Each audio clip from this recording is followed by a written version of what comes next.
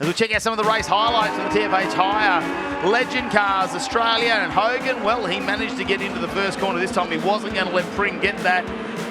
I'll tell you what, Dylan Thomas, he's just slotted into third once again. Anything could happen there, but he's just keeping very cool, calm, and collected. In the meantime, in the back, we can see that it was Riley Skinner really pushing and Tate following through at some stages. Hourigan was early on, went really hard, but backed off later on in the race in the 51, and we saw that incident.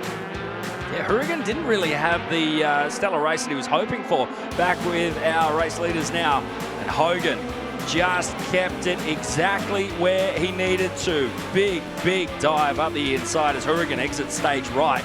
He's had a really tough time out there on turn one. Yeah, very similar to what we saw in the earlier races where he just went off. Now, Ryan Pring, he challenged for the #1 position a number of times, and you know, you sort of think that if potentially one of these opportunities had worked for him and he'd got by, maybe we would have seen a different result. But at this stage, he was chewing up a lot of tyre wear, and he was the car just slowed down after that. It gave an opportunity for Dylan Thomas to close down the gap, and then have a look at this perfect manoeuvre. Goes around the outside, but it sets him up on the inside for a run. Ryan Pring came around the outside and said, nope, I've got a little bit more left in me before I give up that position.